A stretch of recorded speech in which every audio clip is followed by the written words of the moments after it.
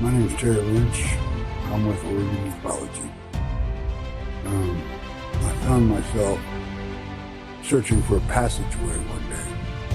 And that passageway goes right across the complete section of the Cascades, which I'm sitting in front of at the moment. On top of one peak. I want to make sure that everybody sees the type of things that we find in the process of research for ufology. I have located a couple that's sitting here on the top of Blind Peak. She's facing south. He's facing north. The Middle, Cascadia Guides, a Ledesma production, in conjunction with Alien Strand Films.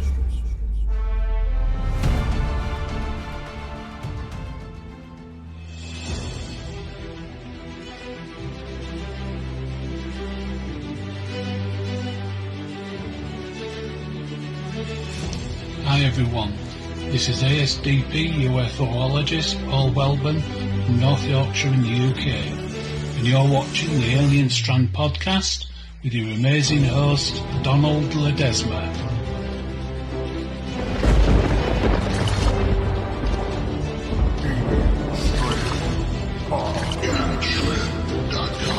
Official website.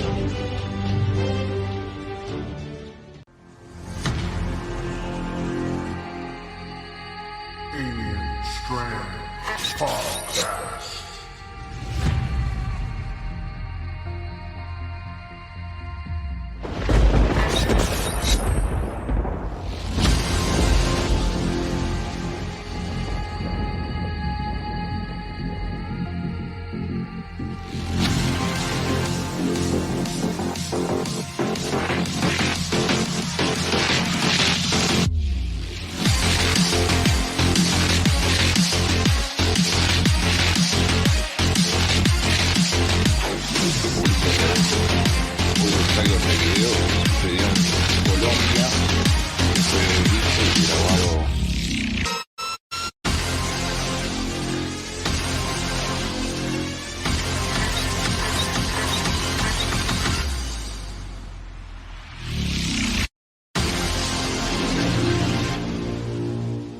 Alien Strand Podcast. Hi, everybody. Welcome to this episode of Alien Strand Podcast. I'm your host, Donald Ledesma, and welcome to today's show. It's going to be a great one today. I hope you guys missed us because we were out for at least 2 weeks. We get busy. Things happen, all the time, here at Les Productions and Alien Strand. We ASDP constantly going, man. And we decided just to take a little bit of a break, so we can catch up to some of our work. And that's what happens, at times. But welcome to today's show. Today is going to be UAP Weekly number 4. With your host, me, Donald Ledesma, and Mr. Terry Linch, right? So, but before we go going, don't forget, catch us on 26, 27 platforms. We are on iHeartRadio, man. We are Ask Alexa. We are on Google Podcasts. We are on Apple Podcasts. We are all over the place. Why? Because everybody loves Alien Strand Podcast, man. They watch it in so many countries. We have doubled our numbers many times over, because people just like the stories and they like what we're about and they like the content that's coming out. So, if you guys are interested in our content, please join our Patreon site. If you can, go up there. It's only like $5 a month. We're going to get some new stuff coming in here to that platform. And that's going to be, it's going to be podcasts and things that you're not going to be seeing on your regular Spotify or radio or even on your YouTube. This is going to be on it's a Patreon. It's its own social media, man. So just go ahead and download Patreon and you'll be able to watch special content from Alien Strand. Okay. Also, today, it's not going to be the Lear test, but we're going to be talking about UAPs, UFOs, actually, in the Hive. So we'll be talking about that tonight, and it's going to be number 4. So, but if you don't forget, catch this one Number 3, if you didn't see it, man, you have to check this one out. This is one of the best ones that we have had out there. It's called the Lear test. Please go check that out. It's got a lot of nice information for you guys to check out. And, it's just, it makes you think. Makes you think about ufology, man. Please check this out on YouTube. It's all over the place. Give us a thumbs up. Please share that. Also, don't forget to watch The Middle. It's still on Amazon Prime. I think we gained another channel. So we are 18 platforms. We are live on 6, and we are live on 5 countries already. So it's like every few months we get to jump on another country. So you guys can see it, because sometimes some countries can't see it, and they have to see it on special channels, right? And these are the channels that you can watch it on right now. It's $2.99. Tubi has it for free, but if you're gonna go for the free thing, you're gonna grab all the commercials. You can't beat it. Give us a thumbs up on that one. We'd really appreciate that as well. Don't forget, everything here is because we're pushing towards the middle too, right? That's coming soon, all right? We're in editing. We're almost halfway on the first part of this. We're going to get that one done. You'll all be seeing the first episode before the other 2 come out, all right? Get ready for this. This is going to be amazing video documentary to watch, all right? Also, don't forget to follow us, ASDP, on Twitter. You can see it at the very bottom of your ticker, ASDPUFO.com. Go there, or you can do the sister page at alienstrand.com. Go check that out. All right.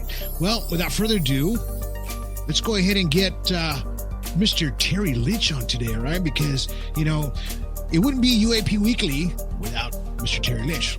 Let's bring him on today. Here we go.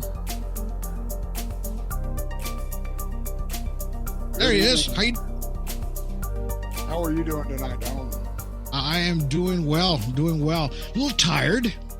It's been a long work week, and it's still hasn't stopped yet. But, I think we're going to go camping this weekend. Oh, that sounds like a good yeah. Remember to take your drones, your cameras, and gear. And remember not to ignore your wife while you're doing any of this. Oh, no, I know. I got to kind of sneak the camera in there and get a couple of shots, without nobody. Show her how to fly the drone. Exactly. She loves to film. We actually did a music video this past weekend, which was an amazing thing to do. We love doing content like that, music videos, everything like that, because it helps not only with us, but it helps people that are locally get their music out there on a video, man. I mean, how much better can you do it with somebody local, right? So right. And today we're going to talk about Les Productions, but let's go ahead and talk about UAP Weekly. What has been going on with you over there in Oregon so far? Well, we've had a lot of forest fires going on lately. Not much on the sky. Today's the first day in a while that we've been able to get our skies kind of cleared up enough. If you've ever seen the cartoon The Simpsons, right. This falls for everybody. If you've seen those clouds that they show in the cartoon, which is odd that I say The Simpsons because there's so much stuff involved with that too.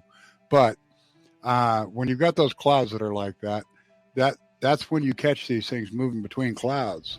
So today we finally have that. The wind's extremely high outside right now, and when we finally did get a little bit of a break here to where I could do something, we decided we're going to do a podcast. Right on. But that's perfect. I'd rather do the podcast at the moment. I already know that they're up there.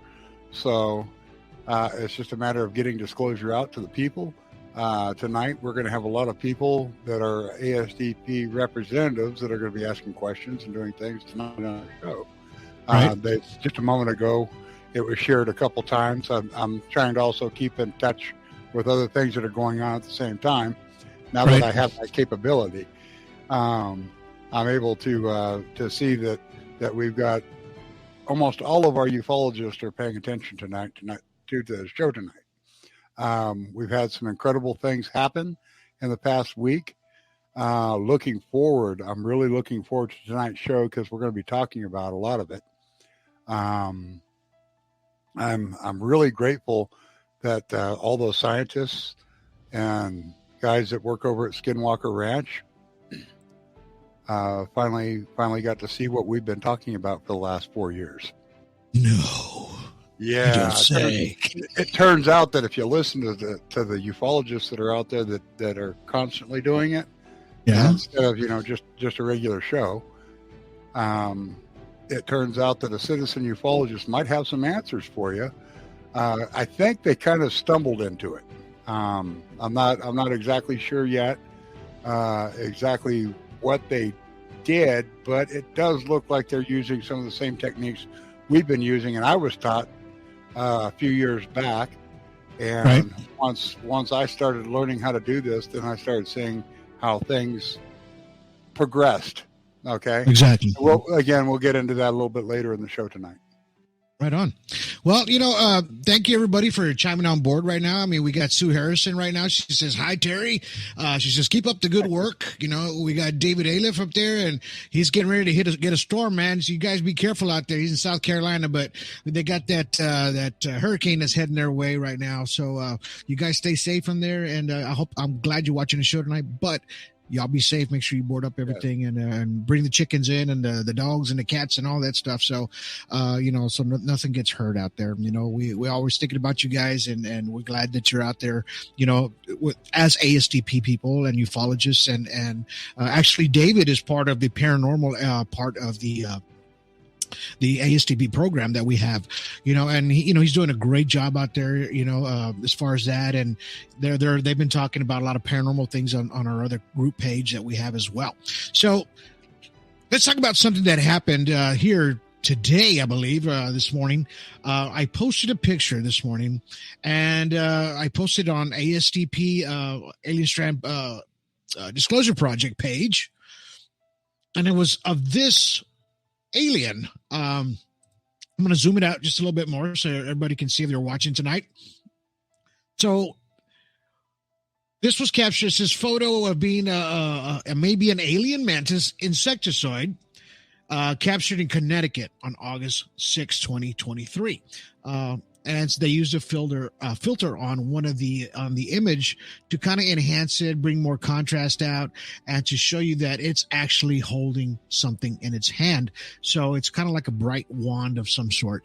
I have seen many videos, well, not many, but there's a few out there where you see them actually walking around and they have some kind of light wand in their hand when they're walking in the forest, or when there was one, I don't remember if it was Australia or it was on somebody's porch, and they were screaming at it, and it had like a wand in its hand, and you could see something bright.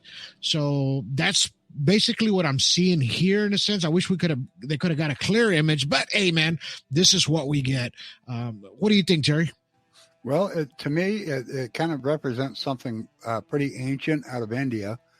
If you notice the two lines that are there, and you see the fertility where those two lines are crossing the lower portion of its body, would make me think, this is just what I would think, is it represents like the Shiva Lingam. I don't know if you know what that is. It's a way that the people of India show respect to their god Shiva.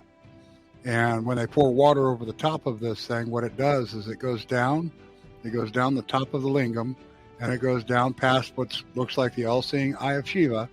And there's usually a dot. That's their dot. That's why they got the dot. Okay. This is it goes down the face of the Shiva Lingam, and it comes down, and it goes through various channels of where it creates like a wave, which would be the very first wave accelerator, not collider, but a wave accelerator, which is 5,000 years old. So this to me, that's what it looks kind of like to me, with of course an alien presence directly in front of it. So wasn't there a story there in India of some kind of a craft that was inside of a cave that they had found, and it was supposedly a time traveling kind of craft that they had found inside of one of the caves there in India? Have you heard that story? I have not. I have not had a chance to. I'm actually going to research it now that you've said it. Yeah. But I have not heard about that in particular craft. What I can think of is they've had several different, like say the Taj Mahal. Okay, you have all of these figurines all over the completely around it. All the deities are completely around the Taj Mahal, and you see that on all these other temples that they have. And if you look straight down on the top of these things, what you'll see, literally, it looks like you're looking straight in at the inner workings of CERN. Which like three-dimensional? Yes, it's very three-dimensional. When you're looking down on the top of any of the Right. temples, you see these different things. But this particular thing that we're looking at right here, that to me that looks a lot like what you'd see over in India, only you've got something a little more going on with what you've got here. It's actually quite impressive to see what's happened here. I mean, I wish there was a video. That would have been awesome. Almost looks like a living being to me. It is. I mean, when you zoom in on the picture, if you go to Alien Strand Disclosure Project page, if you zoom in on the picture, you can actually make out the form of the extraterrestrial or whatever it is. You know, it's got a large head. I think somebody had reported a UFO, but remember, Connecticut is a hotspot for alien abductions, and guess who lives there around that area? Or close to it. So Whitley Strieber is pretty close to that area. And then, and one of our ASDP ufologists, Marisol, she lived right there in that area. So she always said, she talked about alien abductions as well. So, you know, I believe it's a hot spot around that area. I have to agree. If you remember, I had done an article on what I call the exit of the equator, and it runs right up through the Connecticut area. Right. So that makes total sense to me that they would be going through that location because their craft would be slowing down as it splits off and starts heading towards, you know, you go south towards Machu Picchu, and it starts heading towards Pumapunka and all of that in the south. But in the north, it crosses right over, oddly enough, Skinwalker Ranch, and then it goes right on in over Dinosaur National Monument in Utah, and then it starts cutting up. It does a V, and what's happening is they're getting to the slower portions of Earth rotation. So this is how they're slowing their craft down, and once they hit these points, that's where you start to see more craft. Now they can stop at any point and do whatever they're going to do, but what they're doing is they're splitting off. And they're using this, they're running off the equator, and they're just splitting off, and they start way out over the ocean. I guess they could go anywhere they want and come in, but I found a location out over the ocean where the island chain, it was called, Hava Nui's Easter Island, Rapa Nui is Easter Island. I can't think of the name of it. It doesn't really matter. That happens to you all the time. There's a lot of islands out there. I know. Anyway, it's an island chain out there, and it looks just like the Pleiades. Right. If you look at how this island chain is, it does the hook and everything. Right. And there's an island for every one of the Pleiades. So they've connected that. They've connected the pattern of that. Like if you flip them, it's upside down or whatever. You'll mirror, like a mirror image, right? Like the Sphinx. You know, the pyramids of Giza, how they're kind of all together. I would go as far as calling it the third tangent Dr. Einstein put out. You know, that's just mirroring, and so I would call it the third tangent, and that would be what would allow you to have a mirror image of something, and when you put those mirrors together, you end up with different things that take place. For instance, we've got a friend in England. His name is Barry Nichols, and he does this with English fog.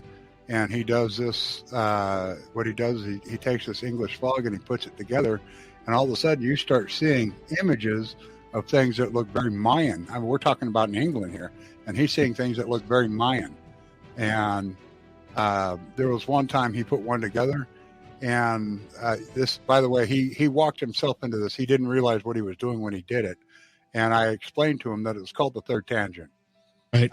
So what ends up happening is he put this mirroring together, and he says, I don't understand why, but this looks like Dr. Einstein. And sure enough, it looked dead on to Dr. Einstein sitting there holding like a globe kind of thing. And it looked like there was some other deity or something behind him. Yeah. It's kind of spooky. But he also came down, he comes down onto objects with, he comes way in, zooms way in on this stuff with some of the cameras and lenses he has. And you can see in each one of the particles of the fog, each particle, okay? Not just the fog itself, but the particles of the fog. You can see what looks like different faces of different people in this fog. So to me, that says that this is probably purgatory. I don't know. Well, which is, and I'm thinking now that you're talking about it, I'm thinking that it's what do you call that? Quantum, that one you talk about. Quantum entanglement. Entanglement. That's what it is. Quantum entanglement. Because what they talked about quantum entanglement, all it is nothing but, photons and all the particles, everything tangled in together. So when you zoom in, you break everything down, right? And what you're talking about right now is it made the image of, Dr. Einstein, like he's sitting there, and you're talking about that it's a possibility that could be a different realm or whatever. Dimensional, yes. It's dimensional, yeah, and it's exactly, and it's connected. So when people say quantum entanglement, I used to think of the word, and I used to think, man, it's kind of for folks like me or other folks out there that don't understand, scientific terminology and things of how to picture quantum entanglement. And all that is just everything coming together as one, and it explodes, but every particle that's in there is every part of that. Has a negative. That's every right. Positive has a negative, and they meet at some point. Right. The fastest way to stop a photon is to observe the photon. The second you observe the photon, it stops. It ceases to do what it was doing, almost like it has its own intelligence, which we talked about on that slit test. There's two slits. You put them up. You run the light through. It comes out like a fountain or a facet, just like a crystal. But what it does, it throws it out and it puts up columns. The moment you start putting a camera onto it, it goes from columns back to two. Just exactly. That's exactly how it works. It knows it's being observed. So to me, that tells me that photons are an intelligent thing, just like the shooting star. We've been told our whole life that that's a star shooting, but just recently we've been told that we're going to see the very first supernova. Well, then what's a shooting star? Right. Okay. if a star is a soul, like our sun. Sol is the name of our sun, and Terra is the name of Earth. But Sol, if it took off shooting, which I believe we are actually on a shooting star. We're following our sun through on a big arm that's going across in the Milky Way. Okay. So that kind of makes us a shooting star. And what's happening is we're following that star, and all the planets it's like a funnel of water going down a tube. Like a vortex. Yeah, it's like a vortex. Yeah, I'm sure that it's just somewhere huge. Out there's a black hole where Earth and the sun and all this stuff is just being right through it, and we're at that. That's us. We don't even know it. Yeah. So talking about photons and quantum entanglement. Now I'm going to show you this because we're gonna see if because. Photons are light and things that come in light and, in the sky, when we see sky, clouds, things of different forms. So let's check this out. Oh, yeah. Look at that. So that is a perfect saucer round shape up at the perfect time. It's probably at dawn, maybe, could be, or possibly early morning. But look at the way it looks. I mean, it's perfectly round. Yeah, if you look at everything else it's contrasting with, you notice that it has a full radius, and that right there tells you that this is not normal. That's not something that is natural in the skyline. So This thing, it's got a radius to it, and kind of like you start looking towards things that are. You do the square, and then you have this. So that right there, that's not a natural occurrence. What's taking place here? This is something that had to be created by something. Well, I mean, what do you call those clouds that do circles, like rectangular clouds or something like that? The ones that look like UFOs in the sky, kind of, but they're puffy. Right. They're puffy, and this, if you can see, it looks like it's got a flat bottom. If you're looking at it, so it does not look puffy or like a cloud formation, anything like that. So definition. Exactly, and I don't see if it could be any kind of manipulated somehow or another, as far as like CGI. It does not look like it. It looks like it's just a natural shape that somebody happened to grab that morning or that evening. Yeah, they did. Whoever this was on the ball when they got that. I mean, it happened so fast. It did. It's really weird when you're outside. From time to time, I'll catch things that are moving across the sky. Right. For instance, I was over at the pizza place getting some pizza. Okay, I was bringing it home to the family. I got my pizza. I take it out to the car. I look up over Paulina Peak, just so everybody knows, Paulina Peak is my main target. And the pizza place just happened to be below Paulina Peak. And I'm standing out in the parking lot, and all of a sudden I see a craft going by. Okay, it cuts right across. The thing's glowing like a bright orange. And I'm sitting there, I'm looking up in the sky at this thing as it's going by, and there's another guy standing beside me in his car. He's getting ready to go inside the pizza place. And he's going, "That didn't look like an airplane." And he goes, "Have you ever seen that before?" I said, "Well, my name's Terry Linch," and I go shake his hand. I tell him who I am. I said, let's keep our eye up there. Right. Three more went in the exact same line, right in between the clouds in the same spot. And he and I were both, neither one of us had a phone or camera or anything with us. I wasn't thinking twice about it, because sometimes I take a break from carrying a camera around, because I've always got it with me. I mean, it's like a nonstop thing for me. But well, Angela Ellison says, "I have a recent one like that in the clouds with spacing between lights around that are exposed to the edge." So she's actually caught things like that, in the sky. And when we were talking about traveling earlier in space, David Alef says truth. We are constantly traveling. It's just the things that we're seeing in the skies now are a lot more. They're more visual now than they've ever been before. Now, is it me, Terry, or when we were watching photos of the 1950s, 1960s photos, these crafts are about as big as my finger. I'm going as wide right now, right? Now, look at the size of this thing. Yeah, look at the miles wide. Yeah, look at the size that we're seeing now. Because look at the trees, the clouds. I mean, that's way up above the clouds. Now, imagine if that thing was on the ground, it'd be huge, right? Right. It's like, think about this. Like the Aurora Borealis itself is like 60 miles above the Earth when those particles are coming in. So it doesn't matter how high the airplanes fly in that area. They're never going to make it there. We only go like 6-7 miles up. Okay. So these things are 60 miles up, and it's coming in, and if you're in that location, you can actually hear what sounds almost electrical sounds going off in the background. I haven't had the privilege to go hear it myself, because that's kind of far north, to be able to be in the location where you have no noise, no light, but the Aurora Borealis. This, on the other hand, is not Aurora Borealis. That right there, that looked like a very stationary craft. They had the time to go grab a camera, and they had the time to photograph it, and it stayed put for them. What they found was something very stationary. There's something going on with this, whether it's just things that's being hidden while it's dropping things down and trying to do. It might be putting out orbs. It might be putting out small saucers.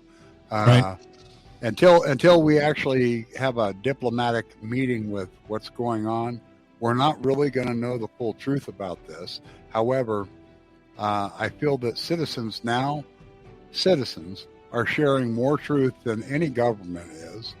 And it's time to start paying closer attention to the standard person like me and you or anybody on our team for sure. I have no problem, again, like I said, working with people like MUFON. I have no problem working with law enforcement. And we're all humans. We're all trying to come up with the same answers. Right. So exactly. when you see something like that, get it and send it to either Donald Ledesma or myself, or find us on ASDP. Was it ASDP.com? Yeah, ASDP-UFO.com. Thank you. That's where we need to send it to. And when you find these things and you report them to us, well, first off, we're not going to send all the news, and we're not going to call the police, and we're not that. This is humans being humans, reporting to somebody else. We actually understand what you're saying. We can, if it, in some cases, it freaks the hell out of people when they see this, and it changes everybody that sees it. You can't, once you've seen it, you can't unsee it. So get ready, report it, come see us. We'll hook you up with other people, and you can talk about this with other people. Not everything you say is going to be put out in a movie. Not everything you say is going to be on our show. Right. But what will happen is you're going to end up with a whole group of people that have seen the same thing that you've seen. They know how to see it on a regular basis. Most of us now, we know how to see these things. I can go outside and film one right now if I was to go outside. And let's just call it what it is. It's disclosure. That's exactly what it is, because when you put it out there like that, you want the world to see it, and you're saying, okay, look, this is real, man. I saw this, or I spotted. And if you do this, and if you want to put it out there, please share it, man. Share it with groups. Share it with anybody you can. My pet peeve is there's a few groups out there that, they'll just keep it to themselves. And, that's fine and dandy. If you want to do that, go ahead, but, if you want to be a real disclosure group or place like that, I'm not putting anybody down, but man, please share it, man, because this is what it's about as citizen ufologists, right? Because we're trying to get the information out and show people, okay, this is really happening. This is really happening out there. This is what people are going through every day. They're actually witnessing these things, or they're actually, coming face to face with extraterrestrials, and it ain't bullcrap. You know what I mean? So, and if you do have something like that, please share it. Don't feel bad. And don't, like Terry said, don't feel bad. We're not going to, shun you away. We're not going to do anything like that. We're going to welcome you with open arms and take your report. That's exactly what we're going to do if you want the report made. And just do that, and that would do so much for ufology. And you'll actually be actually helping us build what we're trying to do as ASDP ufologists, a global scale. Because what if whatever you saw, somebody saw it in Africa, or somebody saw it in Australia, or somebody saw that same thing, they have to, if you put it out there, just like Angela said, hey man, I saw something just almost like that, right? And I have it I filmed it. So this is what it's about. We're connecting all the dots together. So let's go ahead. I have one video today. I didn't bring out a bunch of videos, but today I'm going to show you this one video, and it's been out for maybe 2 years. I think I saw it about 2 years ago, but it popped up on my feed, and somebody actually did a nice little thing with it on their TikTok or whatever. And I wanted to share it with you guys because I want you to see how this craft reacts and how it changes its form. Okay. And this is not at night. This is going to be broad daylight. All right. So here we go.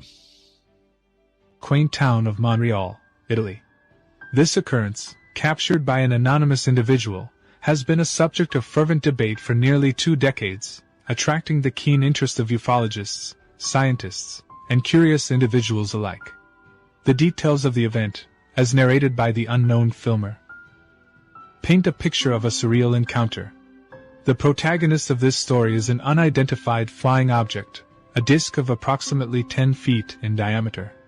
The UFO, a spectacle in white, was seemingly outfitted with edges on its sides, an unusual feature that has puzzled experts ever since.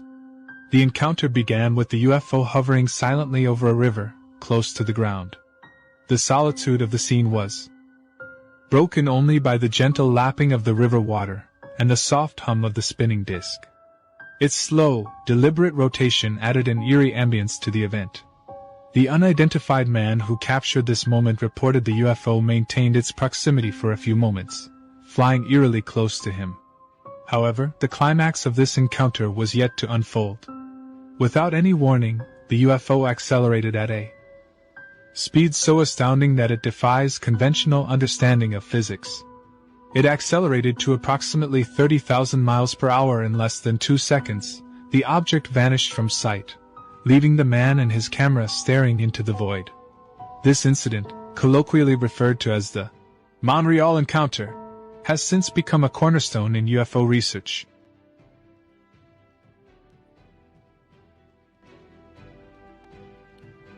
There's so much in that.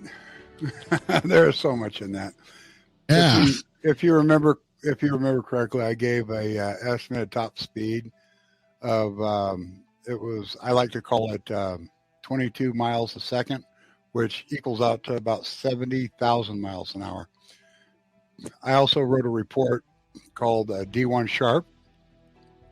It's a hypothesis on the ancient people and how they would know that there was UFOs coming into the world or coming into their area. They would see a ripple in the water inside of a bowl. Now, the Ashkenazi, they built a lot of clay pottery bowls and things like that. So they would see this ripple, and it looks like a bullseye, okay? So if you look at D1 Sharp in a piano, off a piano, it will create that exact ripple that I'm talking about. You see that painted up on the walls. They all say it's a universe or galaxy or whatever. No, that's their phone number, man. They're telling you they're above you. And then the other part of this is you see, not only do you see the D1 Sharps, you see the massive speed there, but when that craft slowed down, what you saw different things popping up on the sides of it, and it's creating that same and everybody's heard me say this more than one occasion. You hear this little hum, and that hum is the D1 Sharp. Okay. Still, we need to meet these things. We need to find a way to have some kind of diplomat that will be able to speak with them without starting a war. However, from what I just noticed on that touched on a lot of things I've talked about in the past, and a lot of things you've talked about in the past. What's your take on it? Well, I mean, I've seen the original video, and what it does is it comes around and it comes close to him, and then it zooms back out, and it actually hovers there for a little bit before it takes off. But the narration, I guess to make that video, they had to do it short, right? So they probably cut the video down in half, because when it first comes in, it's just literally hovering and kind of going around him, and it gets real close to him. It backs off, and then it starts doing what it was doing, and then if you notice, when it was hovering in that, these little flaps came up, right? Mm-hmm. Like it was trying to stop itself from moving.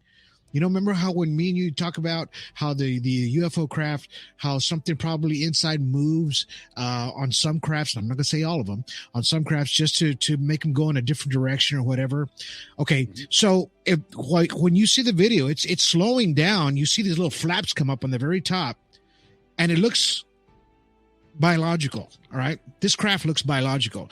I mean, because it looks like a UFO disc, and all of a sudden these little fins come up, and they're kind of squarish. They're not a straight line flap. They're kind of squarish, right? Mm-hmm. And then they disappear right back in, and then it moves over, and then it takes off, right? So it used those as a counterweight to kind of put itself right there at that slow stop, right, in that rotation, so that way it can once those flaps went down, if you notice in the video, it starts moving forward, and then boom, it takes off, right?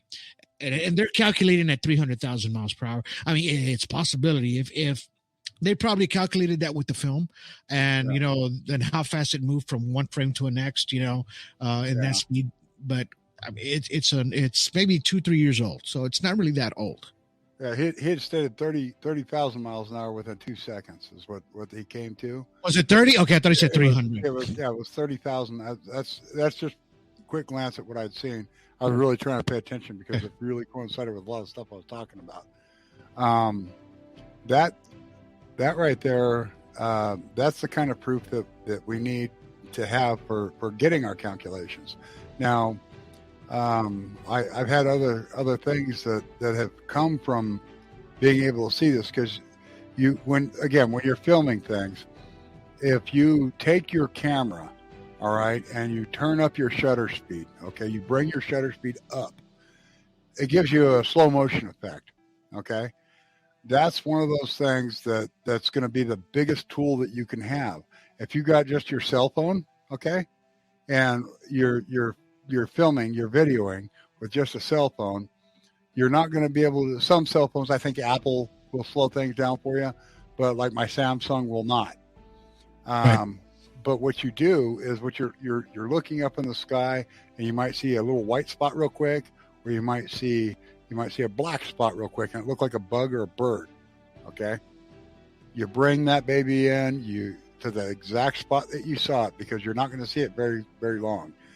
You got 10 frames per frame, I guess is what it is in the video. So what ends up happening is you're going to stop on that one spot that craft is at.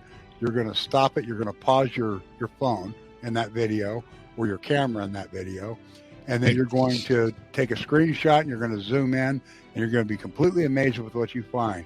You're going to find out that these things are 100% around us all the time. They always have been. Once you've done this, you can't unsee it, okay? You can't unsee this stuff. Now, right. You can get sometimes you'll see a glowing craft, like a fireball almost. I call them fire in the sky, but that's one of the most common around here that you see in the dark at nighttime. You won't see any of the other stuff at night. But during the daytime, that's where I do most of my work, is during the daytime. And believe me, I see this stuff at nighttime too. I'm out on 5 acres in Oregon here, so I just walk around at night if I want to go catch something. So, so usually on a cell phone, right? Your cell phone, if you take a video, okay. This is like an iPhone 11. I'm still old school right now. It's new to me, but old to you guys. So one of these will actually do 1/3200 on shutter speed. And what that means is, when normal cinema cameras are going 24 frames per second, right? So you see my hand doing the shutter, it's got like a blur effect. Kind of a blur, so right now these cameras are usually around 24 to 30 frames per second on your regular cameras on for video podcasting, right? So, but the good thing about a cell phone is you haven't noticed how clear it looks, how sharp it looks, and everything like that. Is when you're taking video, it's because of that 3,200 speed, right? So usually when I'm filming a video or a movie, I'll do at 24 or 60 frames per second. That's it, right? Imagine at 3,200, and that all that means is that you're gonna you can do one frame, and you can split that frame as many times as you want, more than 10. I'm going to tell you that right now. Well, this is where I'm at. and you'll catch that image, that speck or that UFO or whatever it is in your video footage, right? This is the good thing about cell phone cameras. Now, professional cameras, they will go up to 3,200, but you might get something to go up to 12, and that's it. That's all you're going to get, 15 or whatever, because they have to sacrifice one thing for another, right? A better image quality, or we're going to give you speed, or what are we going to give you, right? 4K, 6K, 10K, I don't care what it is. The more K you go, the less qualities you're going to have. So cell phones right now are a really good game for videography or anything like that, or if you're shooting UFOs in the sky or UAPs. So just kind of remember that. I'm not saying do not get a professional camera. We do want you to get a professional camera, because you're going to get a nice, clear image, a sharper image, where you're going to be able to zoom in, because remember, a lot of phones, they're at JPEG, which is just going to be a standard image, right? That you can, and once you start blowing it up and zooming into it, it gets pixelated, right? So when you shoot a raw image, which is from a professional camera, it's called RAW. You can zoom into it, man, and zoom in, and it'll take a bit before it pixelates, right? So that's the good thing about having a professional camera or a cell phone. Just remember that. And that's what we're trying to do, and we try to teach at ASDP. Now, do you got any more on that one footage? I got one more thing I do want to say. I bet you know exactly what it is. I do. I am Nikon. You are. And I want to make sure Nikon knows that I'm Nikon, and I want to make sure everybody else out there knows Nikon is a good way to get out there, and you can go from anywhere from, like, I have a P500, a D3200. I have a bunch of Nikon film cameras. I'm shooting for the Nikon P1000. That right there will get to where I can see it's a 3,000 millimeter super zoom. Nikon makes a good bridge camera that keeps you from having to go out and buy a whole bunch of different lenses to do this. They go, I have a P80 also. So I have a P80, I have a P500, I have a D3200. I've got an assortment of lenses for that. And when you get yourself the ability to be able to capture things, start off with wildlife or whatever's going on in the city you live in. Yeah, birds. Yeah. Practice. Learn how to use your camera. Don't just say, okay, I've got it and I'm ready to go become no. You got to learn how to use your camera. Take pictures of bugs and leaves and find things that are a good, what they call it in photography is they call it your talent. You're looking for your talent. You want to find that talent, make that your subject. You find an anthill, go out and take pictures of that. Get the clear pictures that you can. Clearest picture. You're going to take 500 pictures before you got 5 really good ones. That's right. That's just the way it works. So David, talking about the UFO that we just saw, he says, could it have been one of ours that we reverse engineered? We've seen so many different types of sizes and shapes. I guess that's a possibility. That is a possibility because if you remember correctly, Dr., and I'm going to continue to call him Dr. Bob Lazar, came out and he let us all know. He told everybody about what's out there and what they actually have at S4. Okay, right. So could it be one of ours? Sure. Is it one of ours? I don't know. Do you? I don't know. I mean, where are we in our technology at this point? I'm starting to see different films with fully loaded fighter jets and UFOs hanging right underneath the wing line of them as they're flying along. These guys are buddies. But look at this. Look at this. We just had India land a probe on the moon just this week, I believe, or it was last week. At the same time, Russia shot a probe up there as well. Theirs, unfortunately, crashed. It spun out of orbit, hit the side of the moon, and boom, theirs didn't make it. Now, these guys are just barely getting to the moon, right? Right. As far as technology, okay. So we have these countries, and this is just my mind working, Terry. I'm not discrediting anything or anybody. I'm just saying that if they had the ability of reverse engineering and all that good stuff, I mean, Russia can't even make one to the moon yet without crashing it. I'm not putting them down, but it happened, right? Mm-hmm. It takes a lot of strategic planning and money and numbers and somebody who knows what they're doing, right? India, they got it. Hey, congratulations. I'm glad you guys. I agree with that. Yeah, I'm glad you guys made it. Heck yeah. You're just welcome to the moon, man. But that's just my question is, these two countries, they're barely making it to the moon. I'm sure China's been up there already. They landed one up there too. We're on the dark side for quite some time, actually. Okay, so we're still using bottle rockets, Terry. Yeah, we're flying up on broomsticks. I know. Bottle rockets, well, man. yeah. We need what we need. What we need is we need to figure out how to utilize the fact that the sun itself is throwing off all of this radiation, is throwing off all this magnetic energy that you can reverse polarity of and push. Okay, right. Every single system has a star in it. Okay, every single system has that star, and every planet you can actually utilize to go around and slingshot right off their gravitational field and poof, and you can do this on every planet all the way to wherever you want to go. Now, on the other end of this is you have that big star there that's throwing off all that energy, and all that energy is it's more than just light. I mean, it's throwing photons at you, which we can grab the photons and put into a solar panel and create the electricity and energy we need to do several operational things on the craft. But it's also a giant freaking magnet. Okay, right. It's like the Earth itself. When you start creating a mass, what happens is this mass will attract things to it.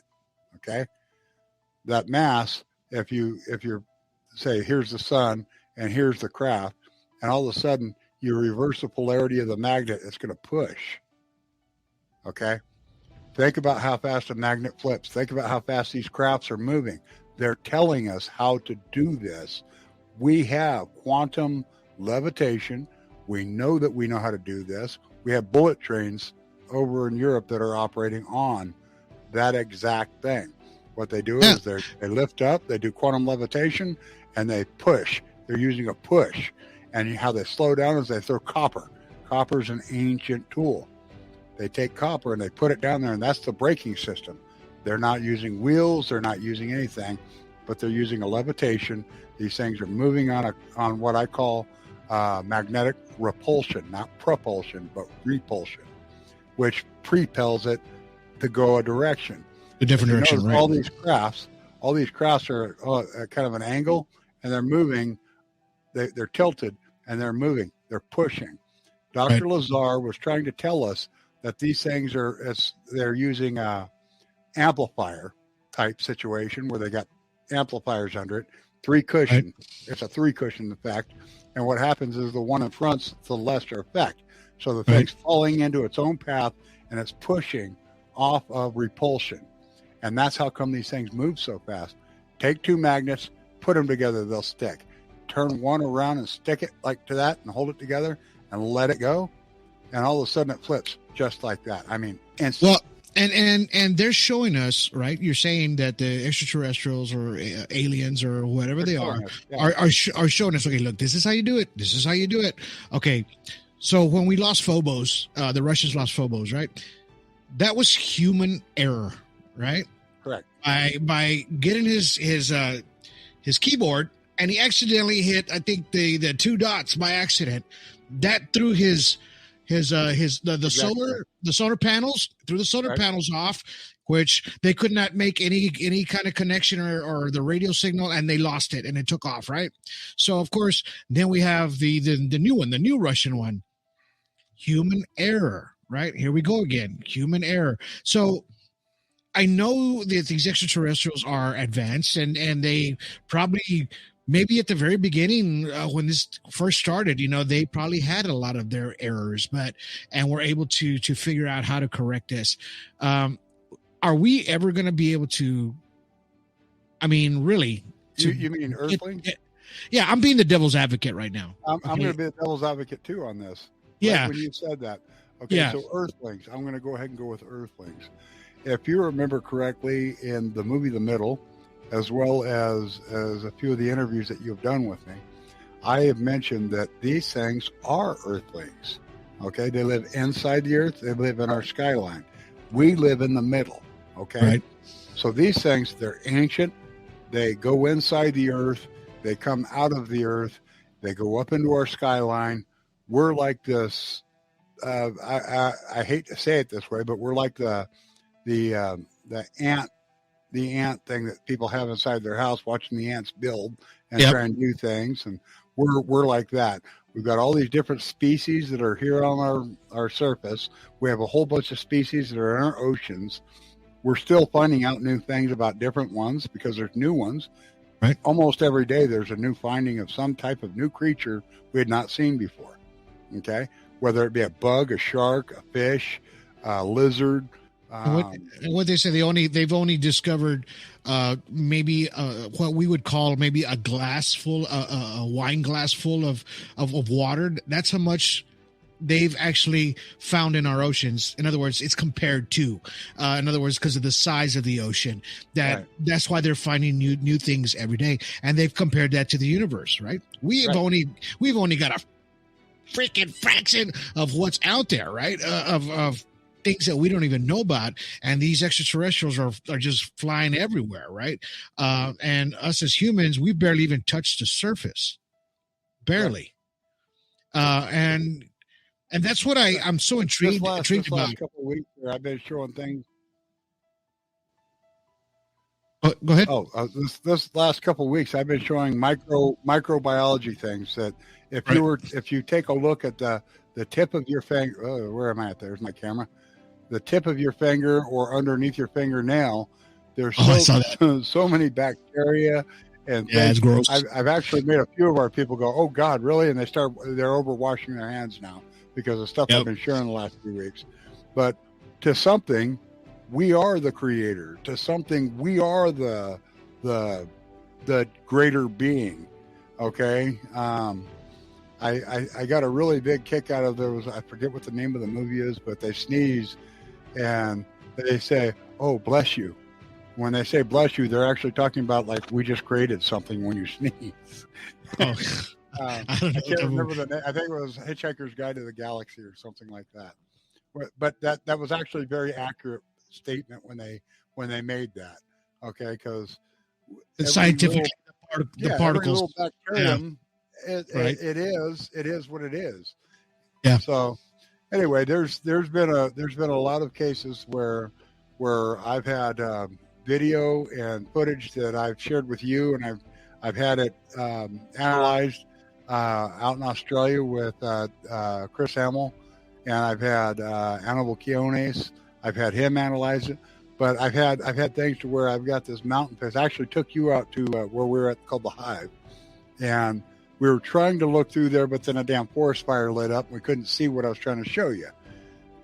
This location, I had over 30 plus craft come out the side of a mountain face. Okay. And that tells me that these things live definitely inside the earth. And the reason we called the location the Hive is because these things live inside the earth. And from this location, you can clearly video it at any time, as long as it's not like a forest fire or fog or whatever getting in your way. Before we get into that subject, because that's going to be a great subject, let's talk about this big guy real quick. Just real quick.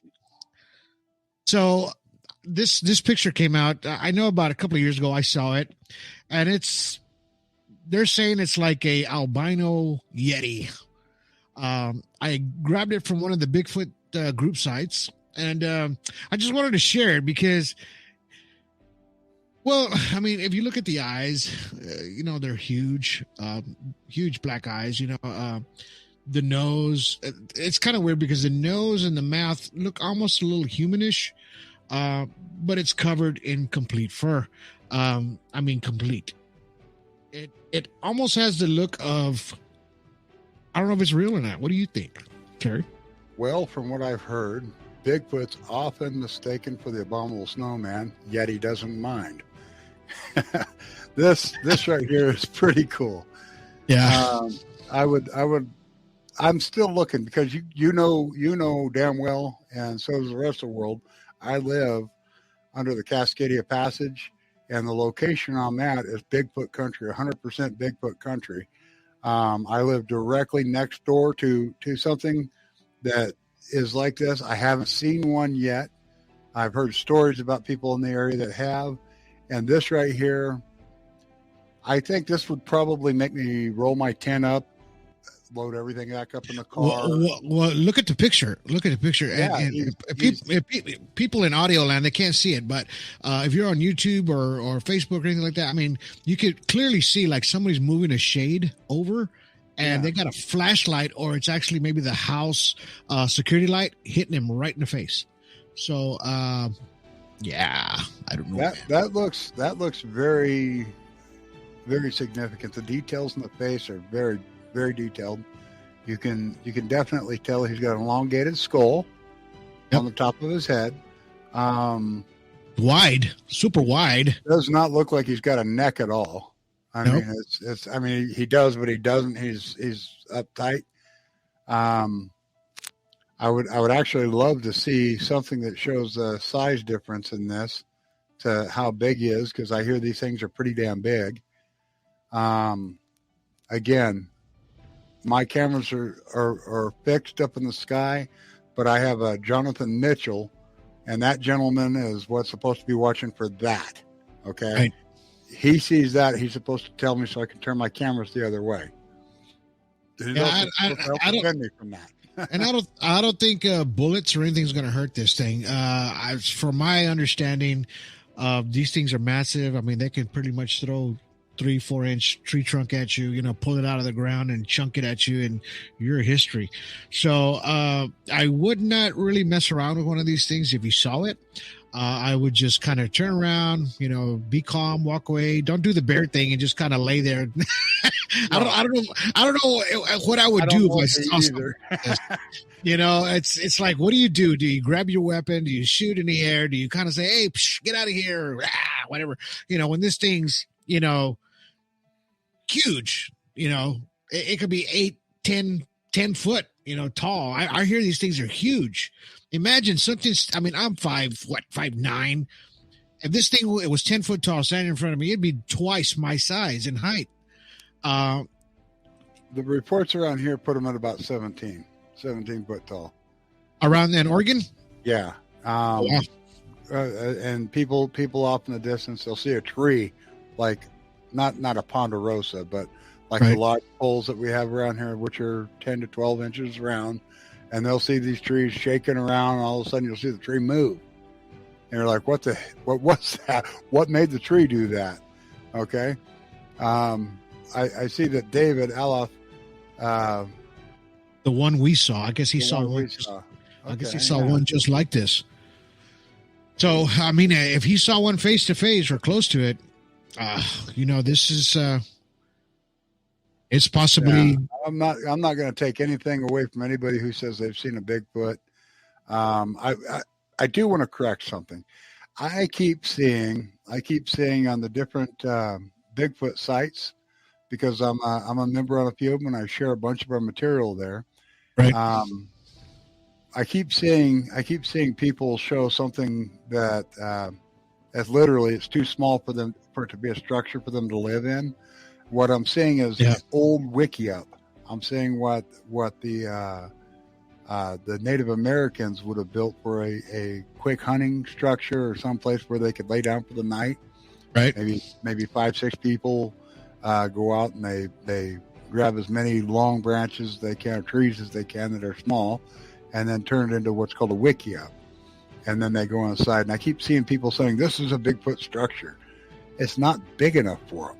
It's just not big enough for them. Yeah, my niece, they live in Pecos, New Mexico, and they were up actually in Santa Fe, up on top of the ski resort area, the Santa Fe Mountain, and they took a picture of something that looked like wooden sticks all together, and it was pretty massive. They walked inside of it, but it looked like you said, it had like a 17 foot or 20 foot entrance. This thing was huge.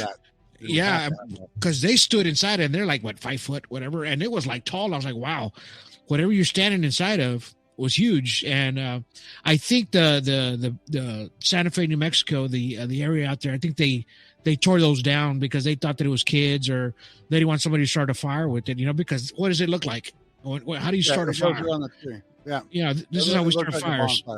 Yeah, like a kindling. This is how you start fires. In a I don't care what fire, even in a barbecue pit. You use that triangular shape in order to get it going.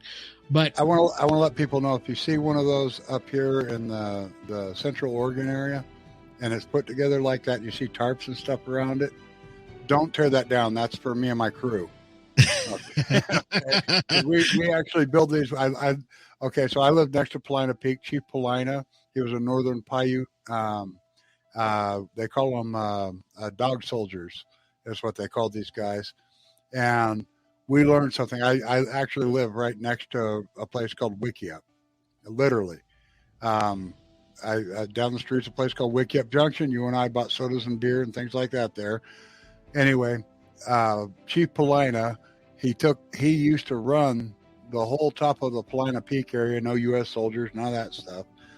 And down here in the area of Lapine, we had several Wickiups that are all around this area that are ancient. It's a couple hundred. When I say ancient, I'm talking a couple hundred years to back.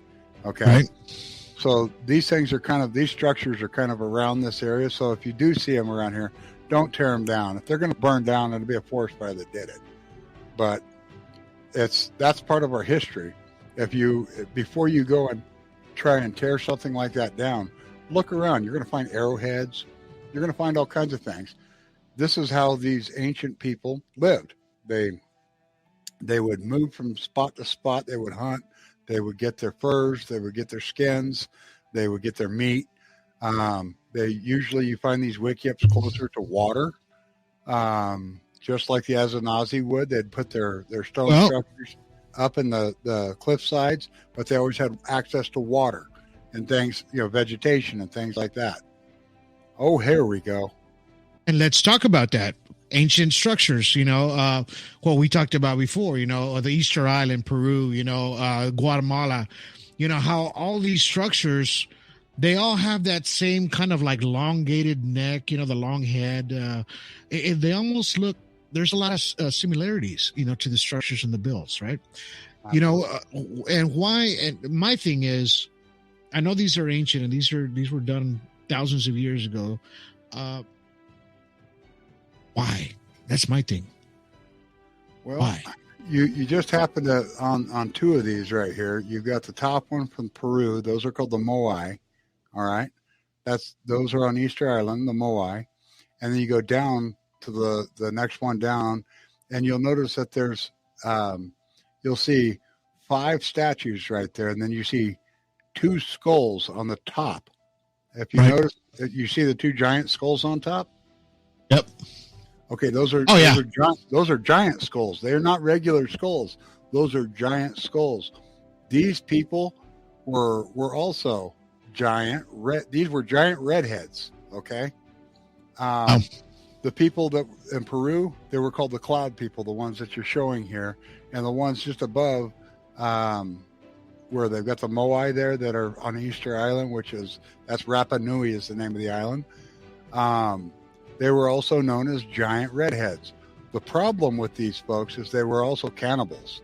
When Captain Cook went to Easter Island, he called it Easter Island because he found it on Easter Day. On Rapa Nui, it turned out that they weren't real receptive to having people come visit them. They soon after Cook showed up there, they found a way to get away or had to leave because they had already used all the resources on the island. Let me give you the backline on the one in Guatemala.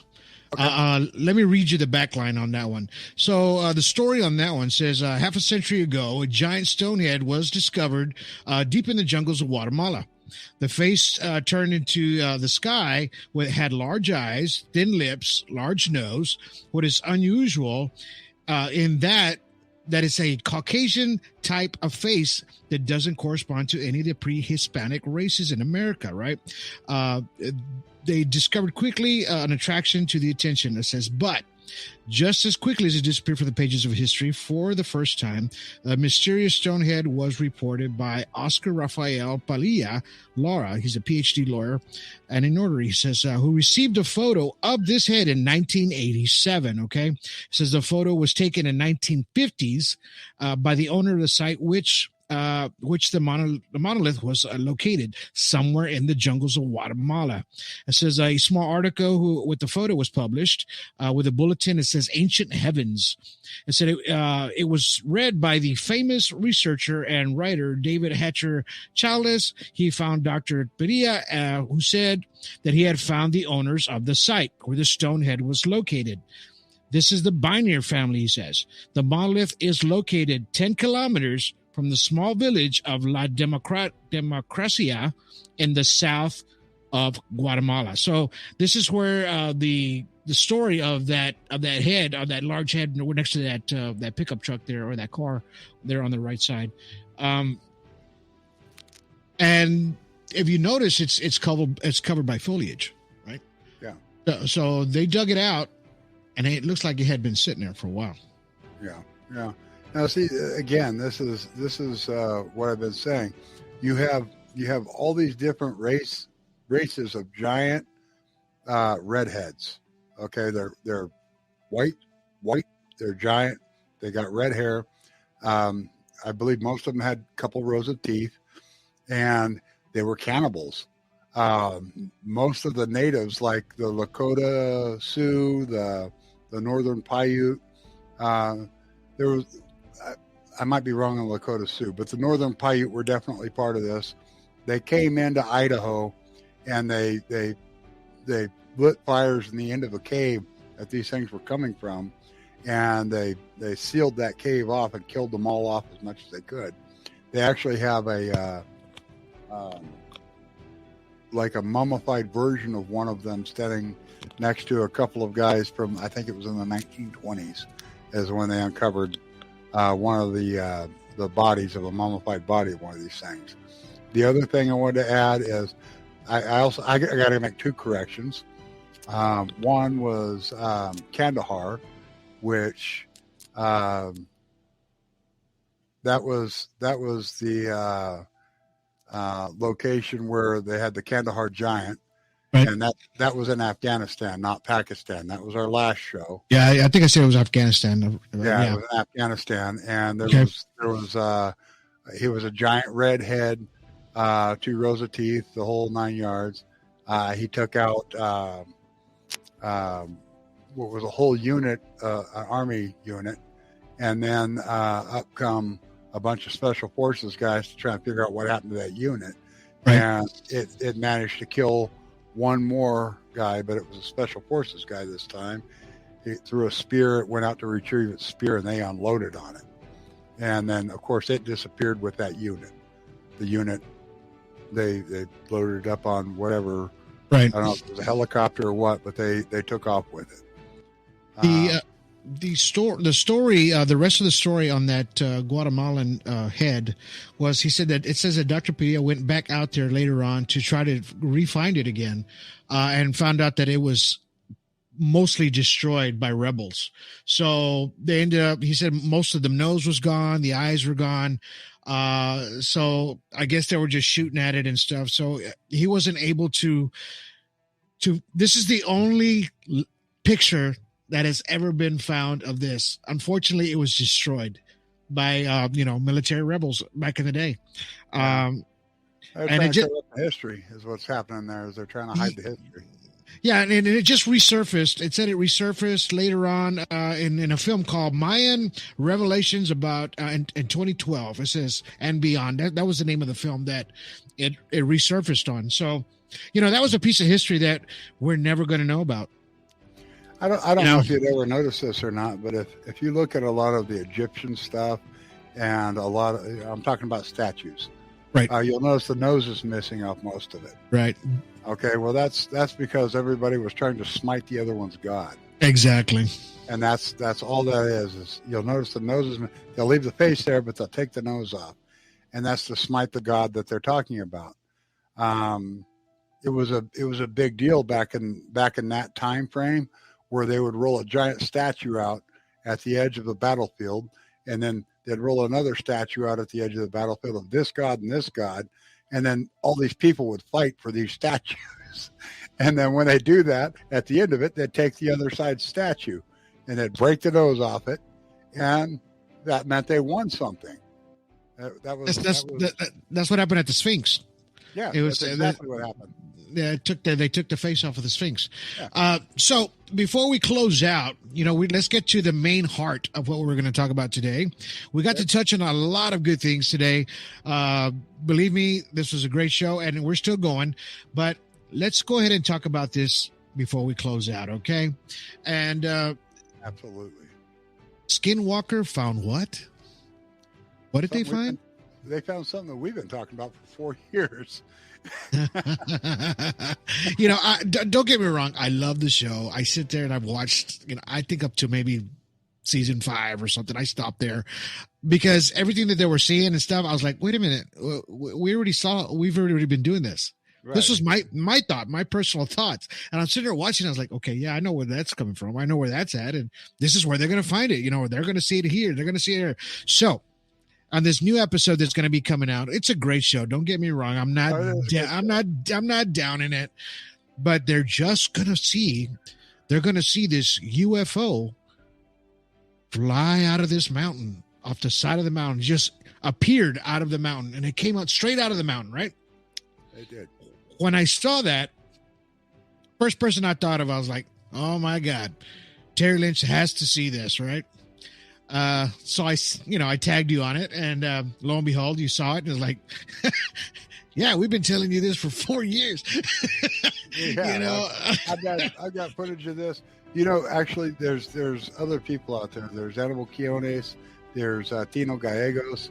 These guys have been filming this stuff for years before Skinwalker Ranch ever saw it. I'm grateful that somebody is publicized and that they've actually got some good scientists, and they've got great footage. They own helicopters, they got drones, they got all the equipment that we're dying to get. Okay. And they're breaking it down into science. Yeah, that's what they're doing. They're doing a good job. They are doing a good job.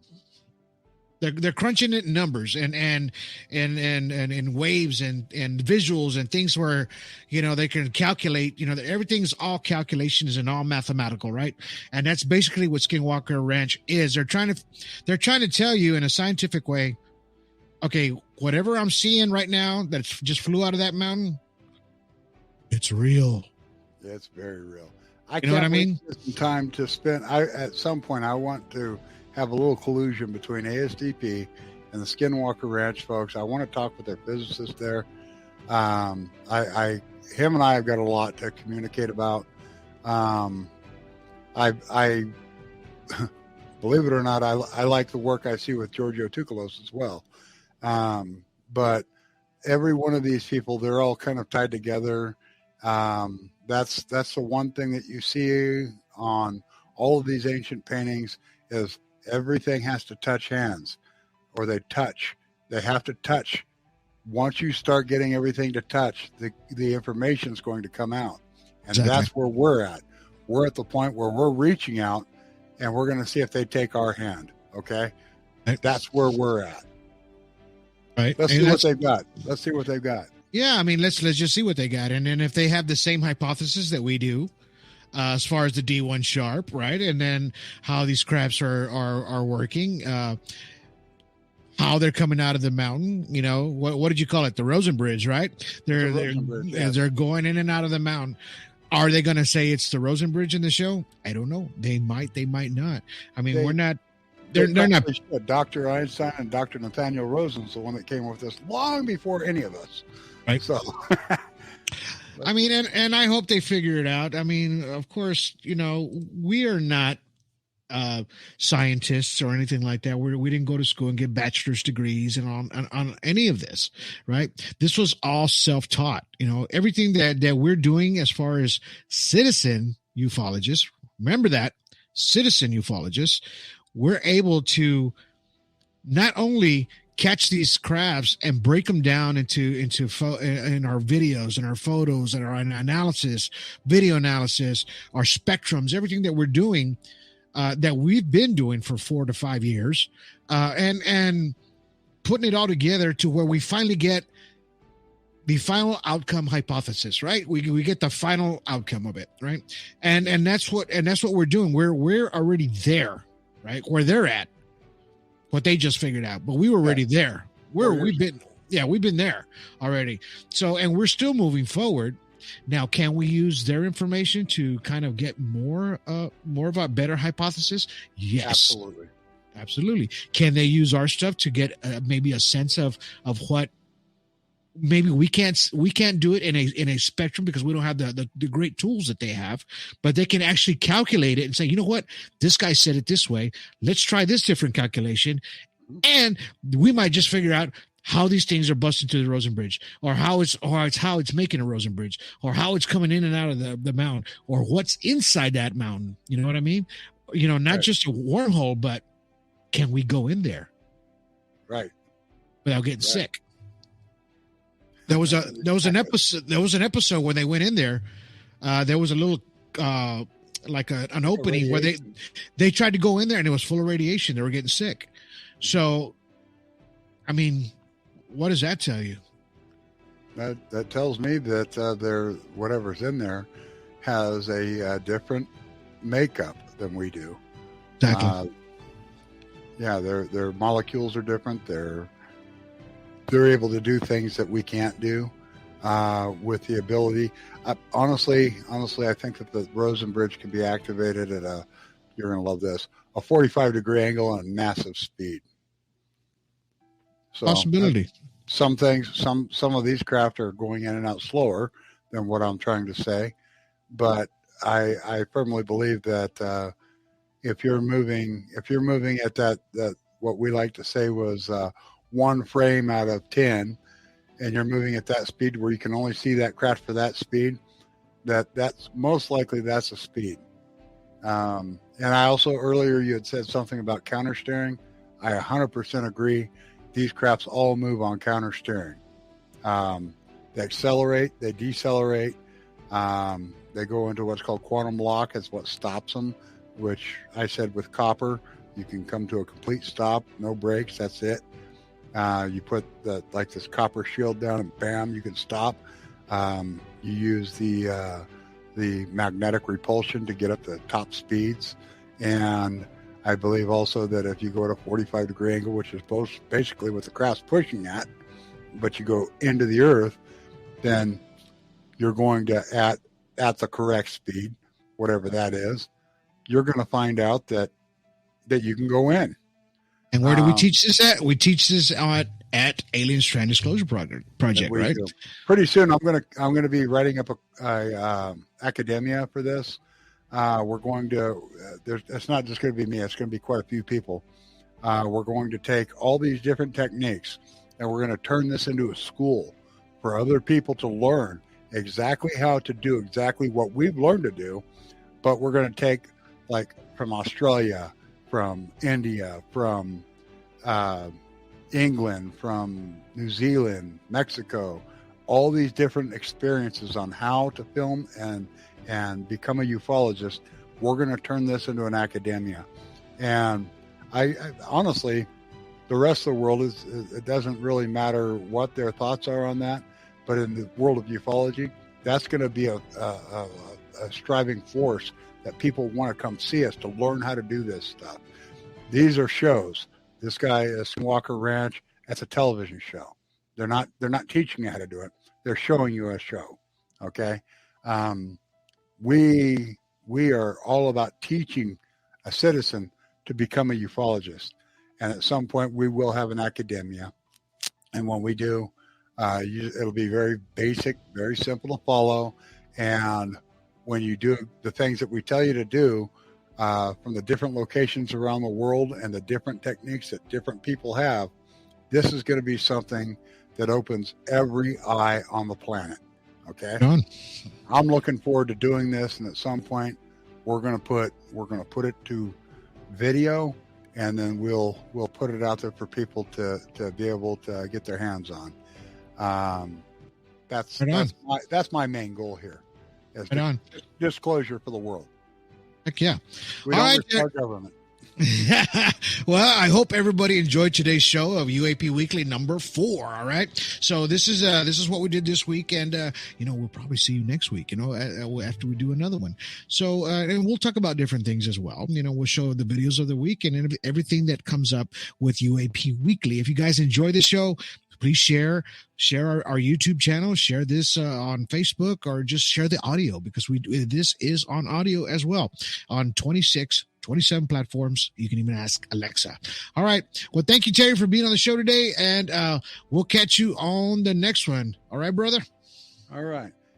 And remember, everybody, disclosure starts with your story and respect. Heck yeah, exactly. We'll talk to you in a bit. All right, guys, I hope you guys enjoyed today's show. Like I said, you can follow us and make sure to give us a thumbs up. If you want to give us some stars, give us some stars. That will help get more content out as well. All right. So I hope you guys enjoyed today's podcast. We went a little long today, but it's okay. There was a lot of information we had to catch up to. So, hey, man, there was 2 weeks we had to catch up to, right? But we did it all for you guys, and we did it all for disclosure, because we know that you guys are out there watching the skies. I always say keep your eyes up in the skies, because you never know what you're going to get. All right. But until then, you guys have yourselves a good day. Have yourselves a good evening. Have yourselves a good night.